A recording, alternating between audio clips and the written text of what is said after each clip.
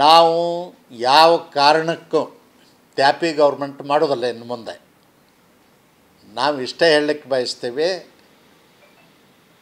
ಈಗಾಗಲೇ ಅವರು ಕಚ್ಚಾಡ್ತಾ ಇದ್ದಾರೆ ಅಧಿಕಾರಕ್ಕಾಗಿ. ಅವ್ರಿಗೆ ಅವರು ವಿಷ ಹಾಕುವಂಥ ಪ್ರಯತ್ನ ಮಾಡ್ತಾರೆ. ಅವರು ಹಾಲು ಕುಡಿದು ಸಾಯುವಾಗ ನಾವ್ಯಾಕೆ ವಿಷ ಹಾಕಿದ್ದೀವಿ ಅಂತ ಅನಿಸ್ಕೋಬೇಕು. ಅದನ್ನು ನಾವು ಮಾಡೋಂಗಿಲ್ಲ.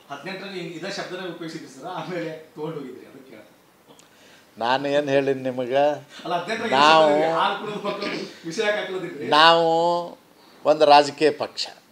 ಎಣ್ಣೆ ಬಂದಾಗ ಕಣ್ಣು ಮುಚ್ಕೊಂಡು ಕುಂದರು ಅಂಥದ್ದು ಇರೋದಿಲ್ಲ, ಗೊತ್ತಾಯ್ತಲ್ಲ. ಎಣ್ಣೆ ಬಂದಾಗ ಕಣ್ಣು ಮುಚ್ಕೊಂಡು ಕುಂದ್ರೋದು ರಾಜಕೀಯ ಪಕ್ಷ ಅಲ್ಲ. ರಾಜಕೀಯ ಪಕ್ಷದ ನೀತಿ ಅಂದ್ರೆ ಎಣ್ಣೆ ಬಂದಾಗ ಕಣ್ಣು ಮುಚ್ಕೊಳ್ಳೋದನ್ನು ಅದನ್ನು ಉಪಯೋಗ ಮಾಡಿ.